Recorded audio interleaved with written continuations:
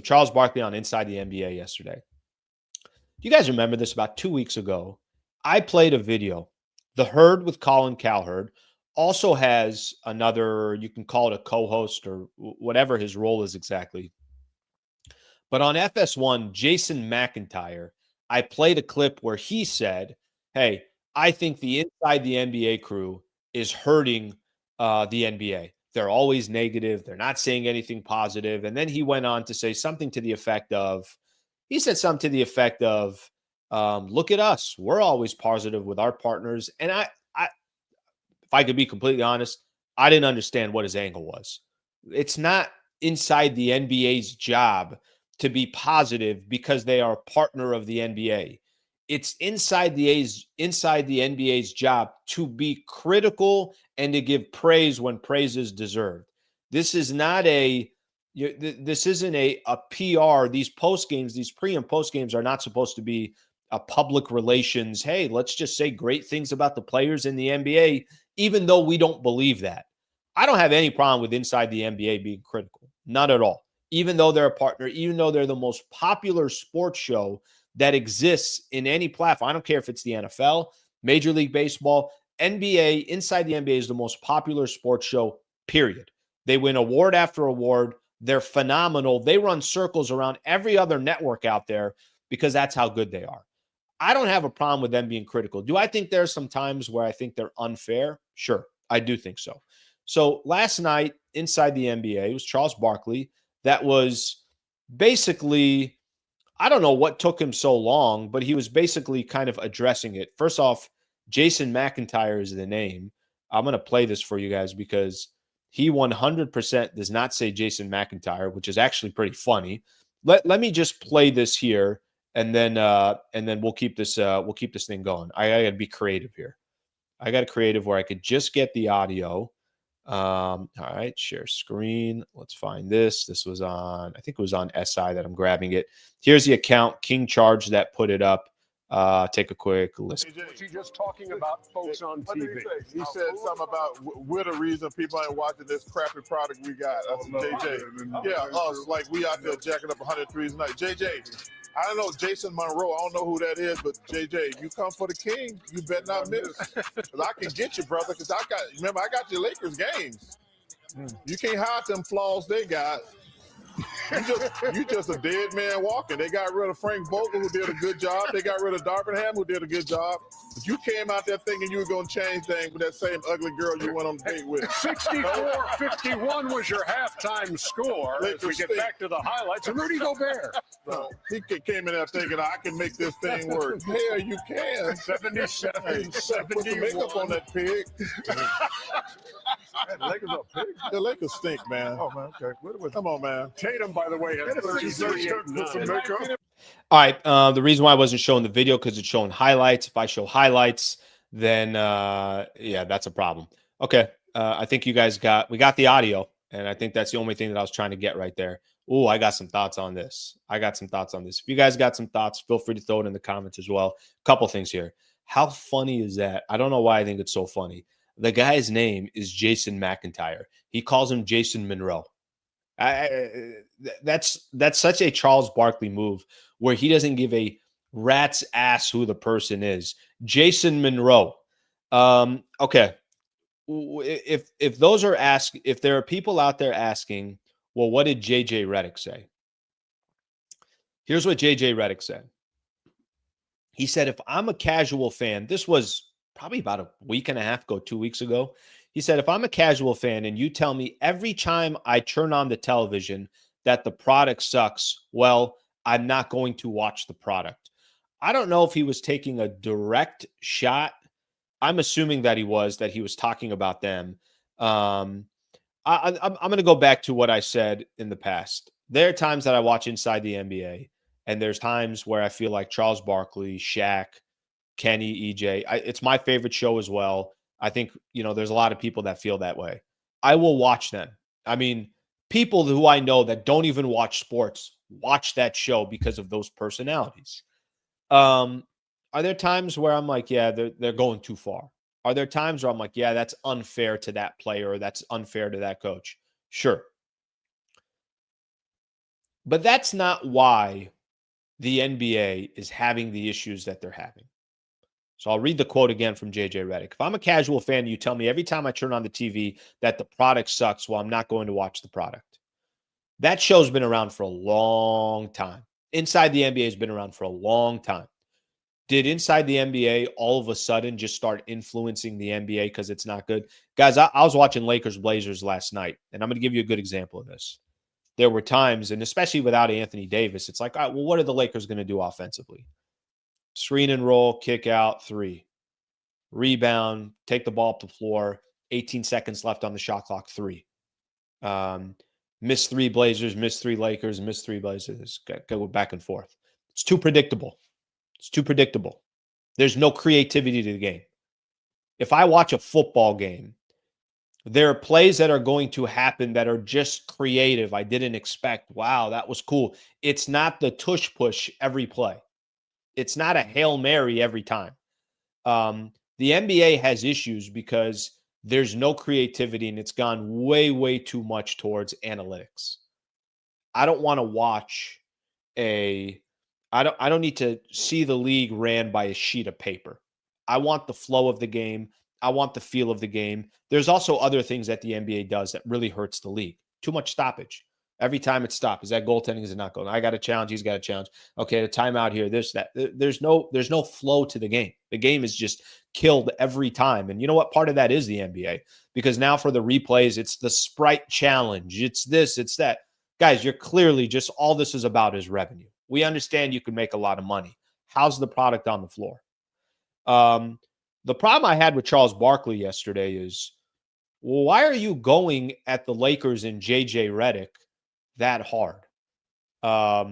Okay, let me read a little bit of the quote that he said. First off, he said, I don't know who that is, but JJ, he's talking about Redick, you come for the king, you better not miss. Can I tell you something? He is the king. Whether you like Charles Barkley or you don't, Charles Barkley is the king in the sports media platform, period. You can pick and choose who you like. You could say, oh, I'm a Pat McAfee guy. Cool. Pat McAfee on the throne right now. I'm a Stephen A. Smith guy. I'm a Shannon Sharp guy. It doesn't matter who you are. I'm Colin Cowherd. I'm not even trying to. That's not the point. Charles Barkley is the king, period. You can put other people on there. You can't have a conversation without saying Charles Barkley. So Barkley letting JJ know, I'm still a little confused why of all the comments that are out there, it's JJ Redick that he chose, but we'll keep going into it. Because I can get you, brother, he says. Because remember, I got your Laker games. You can't hide them flaws they got. You're just a dead man walking. Okay. That, to me, is not Charles Barkley's job. Charles Barkley's job is not to make it personal with JJ Redick. JJ Redick's going to have an opinion just the way Charles Barkley's going to have an opinion about everybody else out there. You're telling a first-year head coach with the Los Angeles Lakers that you're a dead man walking. Why? And then you're pointing out, well, Frank Vogel was there. That was a good coach. He's gone. Darvin Ham was there. That was a good coach. He's gone. You're just the next one coming. The Lakers stink. First off, if I looked at the Western Conference standings, it's not like, let's say Mike Brown had said it and the Sacramento Kings had lost 6 games in a row, and we know what the Sacramento Kings are. Why is he making it sound like the Lakers are 14th in the Western Conference and they got no chance of anything? They're 19-14 in JJ Redick's first year as the head coach. And I'm not even trying to protect the front office here or any of that stuff. But why did he make it so personal against JJ? Why wouldn't he just say, JJ, I completely disagree with what you got to say? And I don't even know, again, I'll say this again, and this is just one man's opinion. Why would Barkley make it so personal against him? He says they got rid of Frank Vogel, who did a good job. They got rid of Darvin Ham, who did a good job. If you came out there thinking you were going to change things with that ugly girl you went on that date with, the Lakers stink. He came in there thinking, I make this thing work. Hell, you can. Put some makeup on that pig. The Lakers stink, man. Come on, man. Okay. So those were pretty much his comments there. But very personal against JJ Redick. Very, I think Redick's done a good job so far. And I think if you're not giving Redick any praise up to this point, 35 games into his coaching, 33 games into his coaching career, then you're just hating. He's hating on the Lakers. That's fine. That's okay. But why make it so personal when, part of your job here, and I think part of the reason I've said this before as well, there's a couple ways you can lose credibility. Barkley is already Barkley. He's not going to change his game. He doesn't need to. The guy is, on top of the throne, like I mentioned. But there's a couple ways that you can lose your credibility. One way you could lose your credibility is you never are critical of any of the players, the coaches, the teams, or any of that stuff. The Lakers are playing great. Yeah, they're down 20. What are you talking about? You lose your credibility. The other way you lose your credibility is when teams or players or coaches are doing a good job and you don't give them praise. Maybe the Lakers do stink. Maybe in a month from now, we might have a different tone about the Lakers. 5 games over 500, a chance to be top 4 in the Western Conference. They got players that are coming back. They'll probably make another move before we get to the trade deadline. They stink.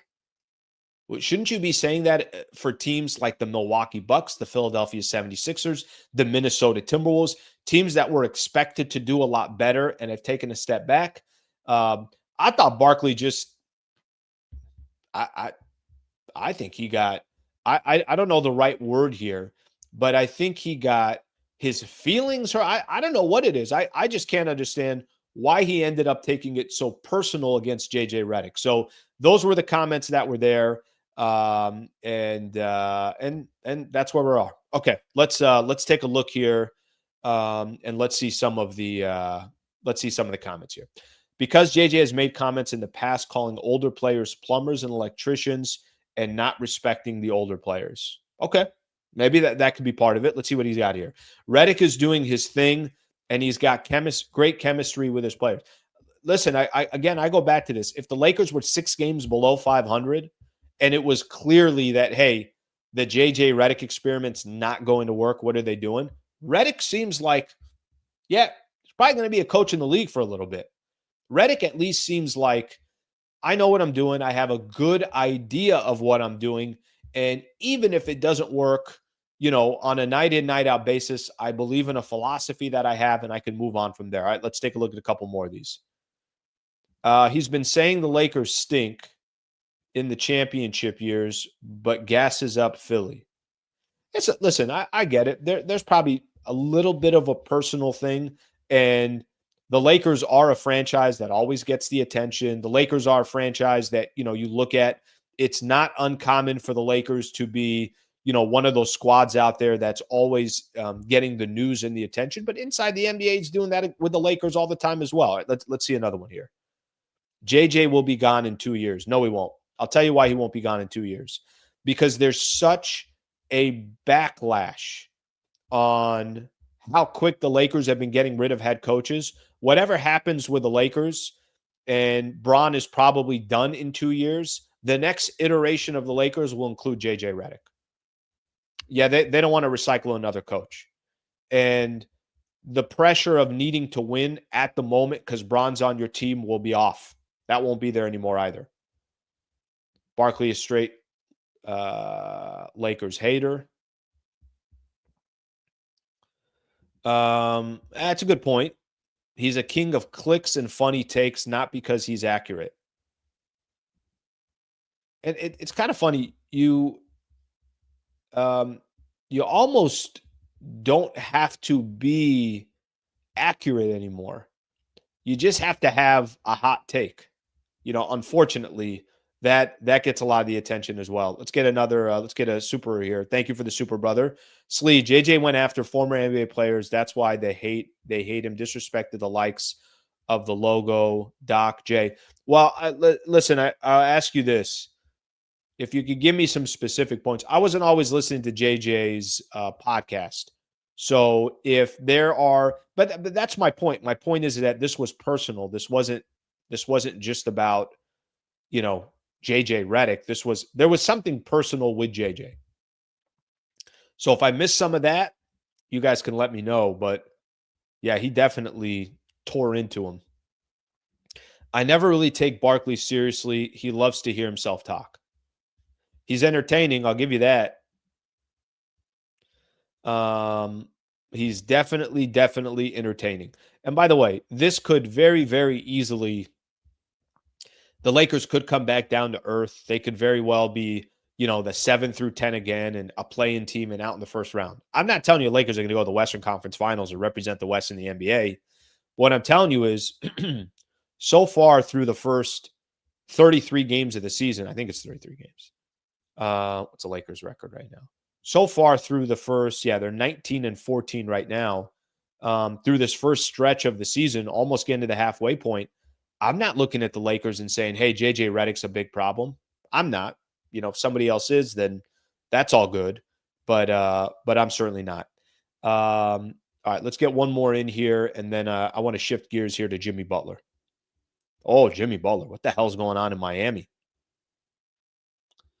Charles Barkley is an entertainer. No question about it.